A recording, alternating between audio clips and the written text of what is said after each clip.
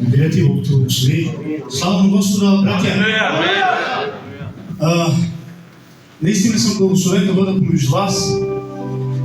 За мен е наистина и чест, защото има толкова благословени пастори от това място. И аз съм помежду вас, така че благодаря на Бога. Вчера пастор Ники казва, че има някакво заглавие, има нещо там, духовен растеж или има нещо там, нали? Към това трябва да се стремим. Амин. Не може, примерно, да бъдем на едно място, понеже Библията ни казва, че Господ се връща за църква, която е готова като невяста. Амин. Когато Господ ни е намерил, ние бяхме малки и така Исус очаква от нас да растем за Неговото завръщане, да бъдем невяста готова за Него. Амин. Духовен растеж. Аз си спомням поне 3 или 4 неща, които по една минутка само, искам да споделя с вас. Христос, когато беше на земята, Той вече е избрал своите ученици. Те бяха вече с Него, избрал ги е и те започват да го следват. И първото нещо, което искам да забележите и да запомните, ако можете, първото нещо е, когато те виждат какво прави Христос. Исус обикаля, изцелява, освобождава, прощава и първият етап е ти да видиш това, което Бог прави. Има втори етап, в който Христос казва, не само да гледаш, но и да помагаш.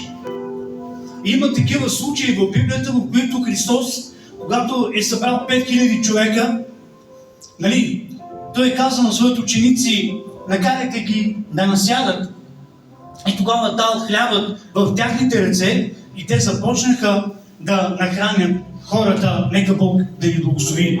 Това е вторият етап на твоето духовно израстване. Не само да гледаш, но идва един друг момент, един друг етап, в който да се включиш и да започваш да помагаш. Амин? Да помагаш. Имаме толкова много примери в Библията. Примерно казваме, Елисей помагаше на Илия и след това Елисей остана като пророк, един от най-силните пророци.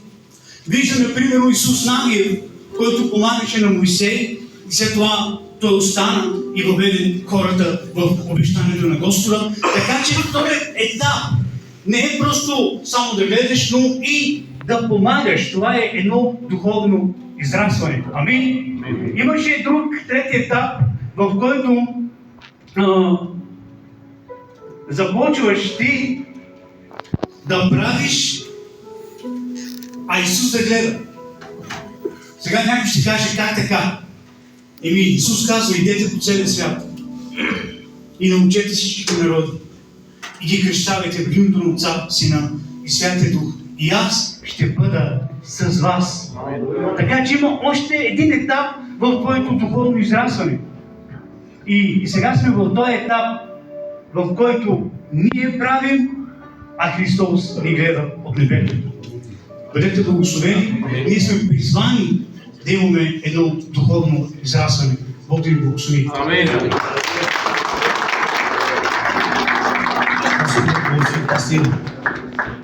Кой няма търпение да каже амин? Всичките нямат търпение. Бог да ви благослови. Аз имам много търпение. Хванахте сега. Бог да ви благослови. Продължаваме с по-малките, по-младите. Аз съм най-малък, ама съм най-ващен. Пастор Илян, пастор Джорджи, аз ти давам и моите 5 минутки. За да стана 10. Господа ни благослови. Господа ни благослови, пастор. Бог да ни благослови. Ние, когато сме в България, лятото, обичаме да се събираме с моите братя там в България, седиме там на реката, на едни пейки и си взимаме семки, сладко, и си седиме и си пееме и си говорим. Един ден пастор Илян е там И ми вика: Кирил, аз съм малко. Викам: кажи, пастир, не си зарявай таланта. Спомняш ли си, пастор? Господ има много нещо с тебе. И благодаря на Исус Христос, че аз не го зарявам. Слава на Бога. Алелуя. Давам ти моите 5 минутки. Алелуя. Алелуя! Малко така, нека да затворим очи, да наведем глави и така да се молим малко Божието присъствие. Искаме Святия Дух. Алелуя. Came before the Lord as the king. Hallelujah. Shira and the king before the king. And the call of the Lord and the call of the Lord as the king. Hallelujah, hallelujah, hallelujah. Hey, Harabashana Makete. Rabakala Namabrisha Rabaki. Зелени Святи Дух, зелени с Твоето присъствие, зелени потопини в Тебе, потопини в Тебе, потопини в Тебе, Господи, изцяло, Татко, напълно потопени, в маслото, в мирото, Господи. Искаме да сме Твои, Боже мой, така или иначе ние сме Твои притежани, Боже мой. Благослови тази вечер, Господи, води ни, Татко мой, от слава към слава, от вяра към вяра. Благодаря Ти, че избираш мъже на вяра, Господи, мъже, които ходят напред, Боже мой, в ясно видение, в ясна цел. Благодаря Ти, Боже мой, че ни сплотяваш така, Господи. И това е само малкото, което правиш тази вечер.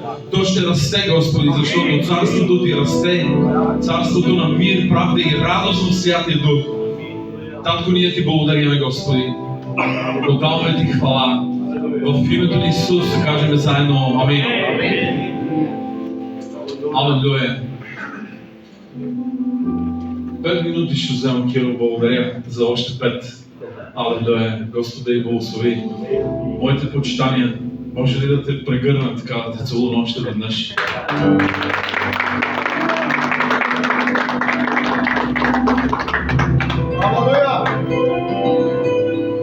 Алелуя. Не мога да проповядвам срещу такива хора, не мога, просто няма как. Но ще кажа това, понеже говорим за зрелостта. Какво е зрелостта? Зрелостта е смирение. Зрелостта не е гордост. Зрелостта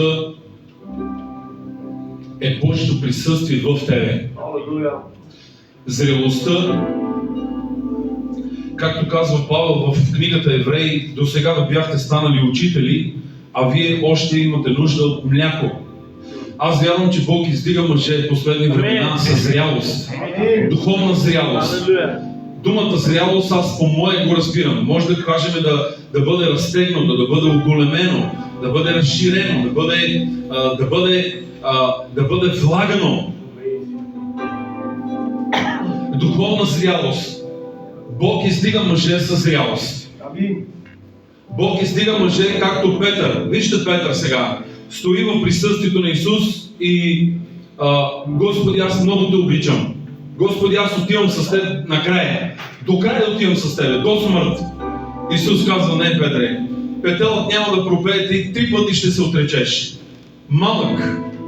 Но малко по-късно, след като вече предаде Исус, Исус го среща отново.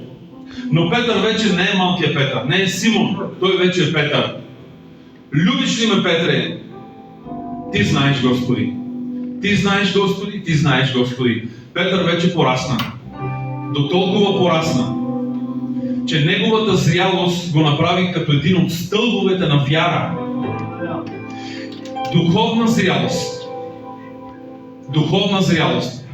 Мога да свидетелствам лично с моя живот. Това, което Бог в моя живот направи.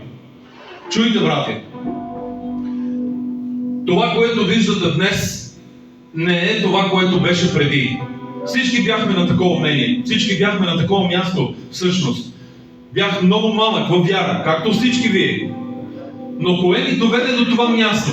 Кое ни доведе да влезнем в призива, да влезнем в дъра, в таланта? Номер 1 ни отключи, Бог отключи жаждата и глада за Неговото присъствие. Ти можеш да останеш на това място. Христовата зрялост не се състои в годините във вяра. Никога години. Никога години. Имам мъже тук на вяра силни, много силни. 20 години в вяра, 30, по-стари от мен, по-стари от всички, всеки в определена възраст. Но не това те отчита пред Бог, не това е зрелостта, не това е големината. Зрелостта се състои в дълбочината на Божието Слово и твоето сърце към Исус. Това те прави голям, това те прави да влезнеш в призива и да влезнеш в дара. Може да влезнеш в призива много бързо, може да влезнеш в дара много бързо заради годините, но зрелостта не е това. Зрелостта не е това. Зрелостта е смирение, както започнах от начало. Смирение, в което да кажеш да на Божията воля, да на Божия призив за твоя живот. И ето защо много хора бързат да влязат в призива, но без духовната зрялост, без духовната дисциплина. И виждаме как се усъкътяват такива служения. Виждаме как се усъкътяват такива братия. Защото бързат, искат да растат, искат да хвърчат. Давай, искам микрофона, искам да хваля Бога, искам да танцувам, искам това, искам това. Не, изчакай малко, бе, човек, изчакай малко. Просто изчакай малко. Дай времето на Бог вътре в тебе. Дай дълбочината ти и жаждата и гладът към Божието присъствие. Това, което аз направих като много повярвал. Аз също бях много бърз, много остър с думите ми, с поведението ми. Много бърз, до толкова, че говоря врели на кипели. Просто не ми пука. Дали е пастор, дали е брат от друга църква, дали е служител. Няма значение, просто стрелям. Искам да кажа нещо, че знам. Стих еди кой си, глава еди кой си. Не. Това само донесе рани, това само донесе проблеми. Но дойде време на Божията зрялост. Дойде Бог време да срещнеш духовен баща. Много е важно да имаш духовен баща. Много е важно това. Това е най-силното нещо за една духовна зрялост. Не можеш да растеш като скитник без баща. Не може да си син. Не, по-точно не може да си баща, ако никога не си бил син. Не може, такава размяна няма. Така че ние едно от зрелостта е да бъдеш посаден в царството. Да бъдеш посаден. Навън има много рамбовци, има много хора, които просто си говорят слово, събират се къде ли не, правят какво ли не. Но няма това духовно синовност. И тази зрялост тяхната абортира и отива просто на вятъра. За съжаление, много църкви страдат по този начин. За съжаление, много братя, сестри страдат по този начин. Защото няма баща в живота. И мога да се похваля. Аз с пастора Санчо, например, съм бил много малък във вяра. И той е човека, който, например, не си даваше книгите на никой в махалата. Само на мене тайно. Аз отивам тайно. Да, и той ми дава книгите тайно. Отначало не ми даваше. Вика, не, няма да четеш тази книга. Тази книга не е за тебе, ще те обърка. Викам, добре, той дава на друг, аз се взимам от другия и пак ги прочитам, нали? След това, видеокасети, той има най-много видеокасети сигурно в цяла България. Аз съм ги изгледал всичките. На мен ми даваше да гледам. Не моето нехалство, моята жажда, моят глад да се смиря и да искам и да познавам Господа ме доведе до духовна зрялост. До мястото, където мога да почитам. Номер едно, за да си духовно зрял. И е време да пораснеш. Кажи, време е да порасна. Време е да пораснем, хора, защото когато не сме зряли, говориме все още дълги години във вяра, но говориме врели на кипели. Готови сме да атакуваме, готови сме да стреляме, готови сме да не прегръщаме, да не прощаваме, да не правиме какво ли не. Но за това страдат църквите, за това страдат братята, за това страда главата. Но вярвам, че говоря на зряли мъже, които взимат решение тази година. Аз ще бъда зрял. Номер едно, ще пусна корени в Божието Слово. За това ставаш зрял и голям. Само заради Божието Слово. Пак казвам, не годините, може да си много години. Но ако не разбираш Божието Слово, не изучаваш Божието Слово, ти никога повече няма да пораснеш. Може да си все така. И когато си духовно джудже, както нарича Павел, Бог казва, аз слагам трапеза в присъствието на неприятеля, но понеже си малък, ти винаги ще гледаш под масата, няма да си отгоре, за да видиш благословенията, които Бог оставя на масата. Алелуя! Време е да пораснем, да станем голями, братя. Алелуя! Така че духовна зрялост. Нека бъдем мъже, силни със зрялост, да пораснем, да обичаме, да почитаме, за да може да след това да оставиме същата духовна зрялост и върху поколенията ни, върху децата ни, за да виждаме как Божията ръка се движи силно. Алелуя! Господи, и благослови!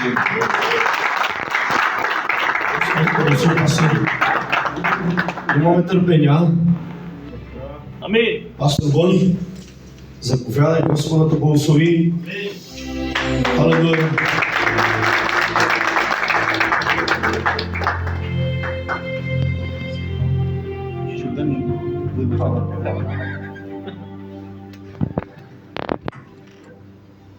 Халелуя!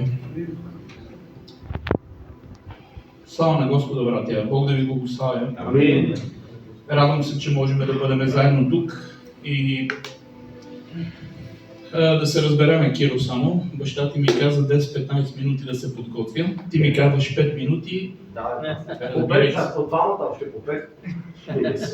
Ще се опитам да синтезирам всичко така, понеже темата е много, много голяма.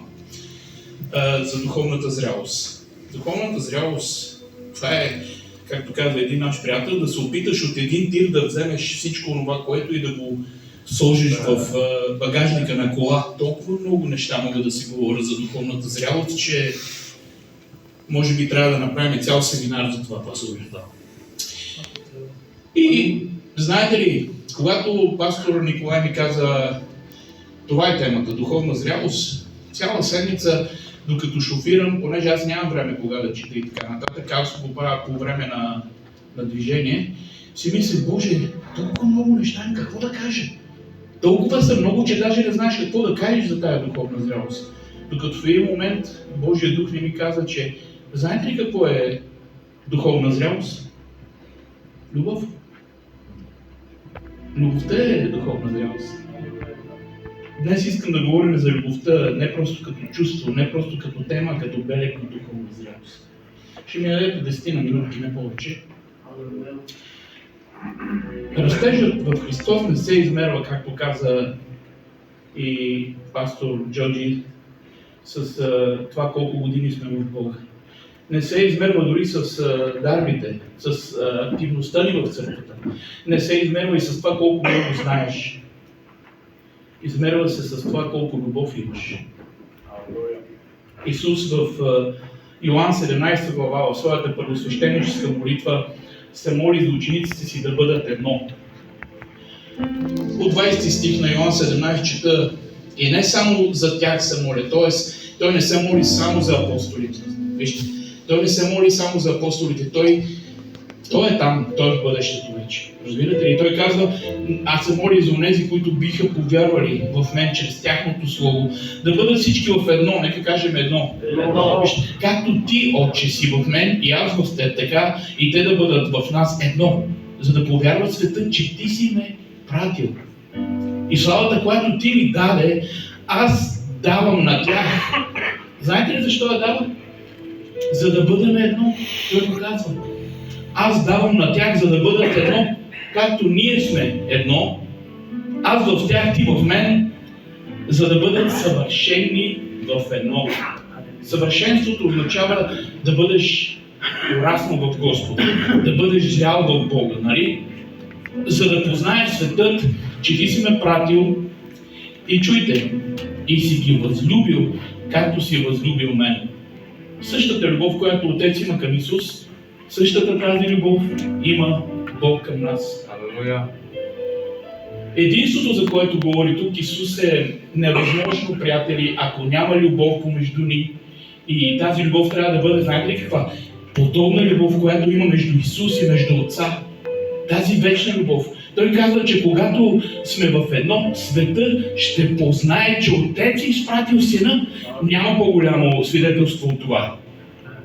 Ако имаме любов помежду ни, света ще види, че наистина Исус е бил изпратен. Това е изключително слово. Исус не казва, че света ще повярва вижте, чрез нашите аргументи, чрез нашите структури, чрез нашата организация, която може да е много голяма, или чрез знанията ни и така нататък. Само чрез единството ни в любов. Единство в любов, не кажем любов. Любовта между вярващите, приятели, това е свидетелството и тя е доказателството, че Христос е жив и Той действа, въздейства. Амин? Единството е признак на зрялост. Той казва, че ние сме едно тяло. Амин? Ако сме разделени, значи не сме от това тяло. Той казва, че хлябът, който ядем, ни прави едно тяло.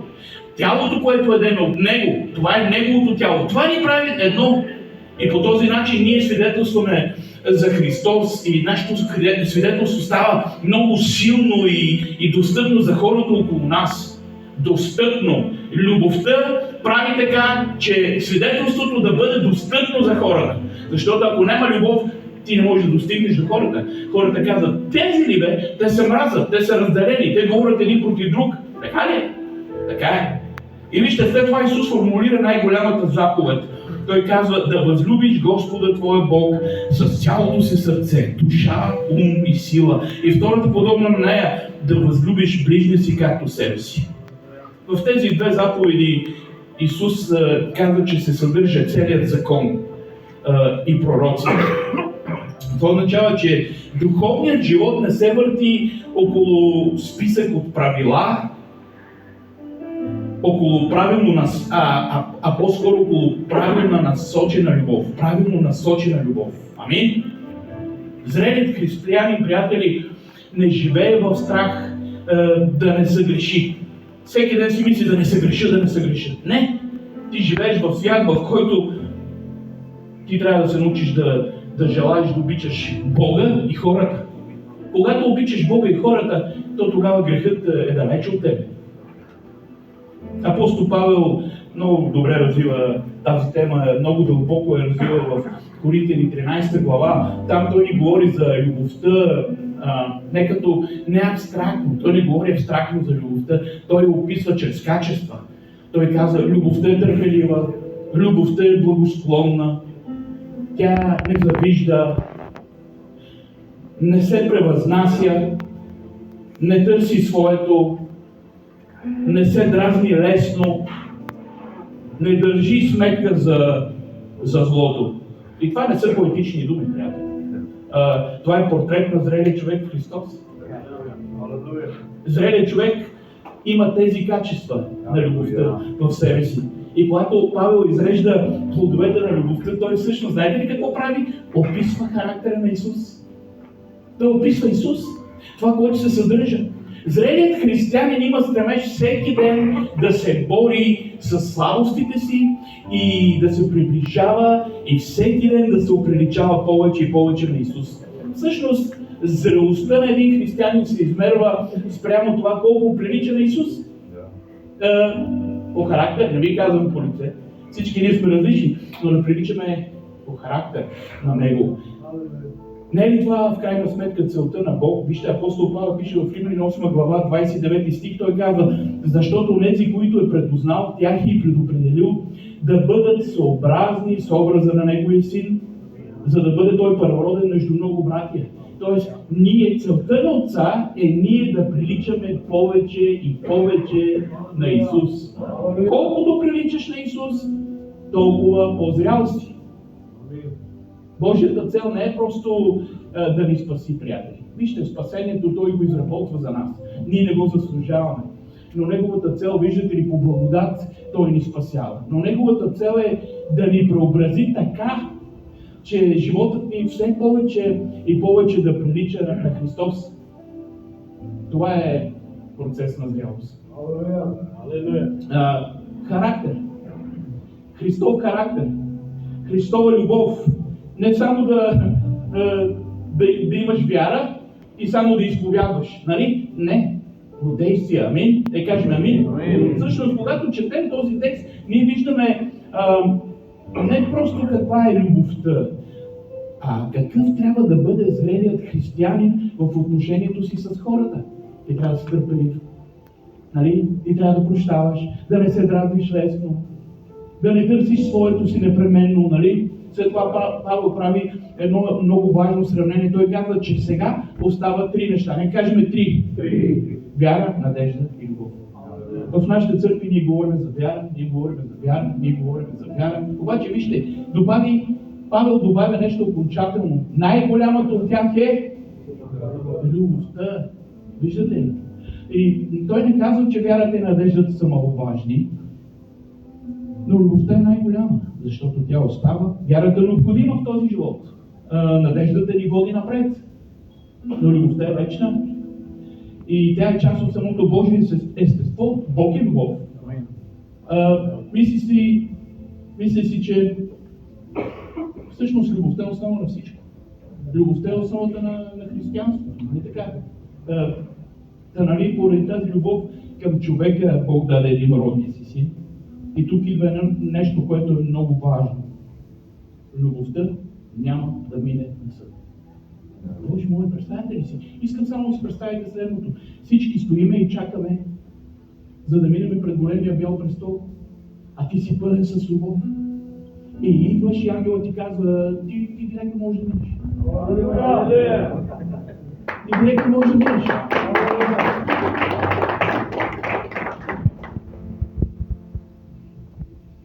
Всичко, което не е от любов, ще бъде изпитано на земята. Ще бъде изпитано. Делата, мотивите, служението, всичко ще бъде изпитано. Но любовта не се съди, защото Бог е любов. И когато живеем с любов, ние живеем в Бога.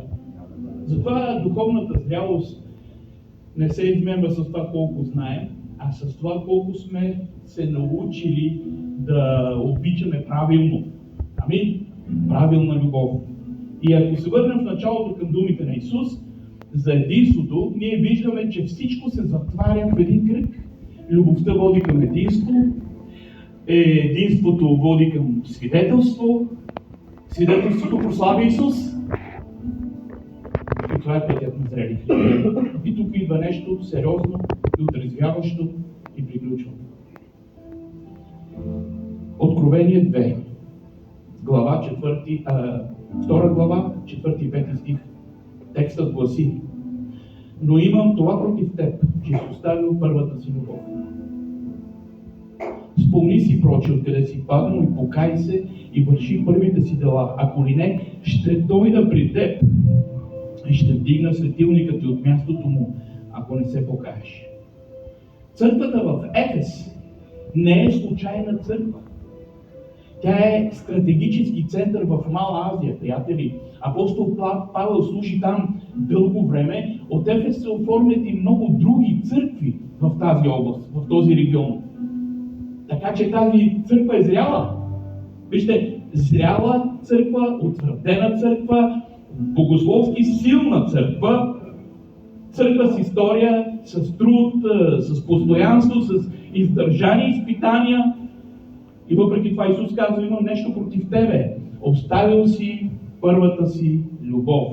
Това означава, че е възможно човек или църква да са правилни в учението, да са активни в служението и постоянни в делата си, но въпреки това да започнат да губят сърцето на християнския живот. Любовта си, да загубят любовта си. И затова предупреждението е толкова сериозно. Ако няма покаяние, светилникът може да бъде вдигнат. Не защото няма дейност. Чувате ли? Не защото няма дейност. Има дейност. А защото няма любов, може да бъде вдигнат светилникът. Това ни показва, че духовната зрялост, приятели, не се измерва с миналото, какво сме направили в миналото, какво сме постигнали в миналото, нито се измерва с репутацията ни, с авторитета ни, с това колко сме известни и така нататък, или пък дори с делата не се измерва, а с настоящото състояние на любовта ни към Бога и към хората. Затова нека да си зададем един прост, но честен въпрос. Растем ли в любов? Не в активност, не в думи, а в търпение, в милост, в прошка, в смирение. Зрелият християнин е образ на Христос. Той е лицето на Бога на земята. Защото там, където любовта расте, Христос се вижда. И там, където Христос се вижда, светът започва да го разпознава. Благодаря ви, Господи. Нека да бъде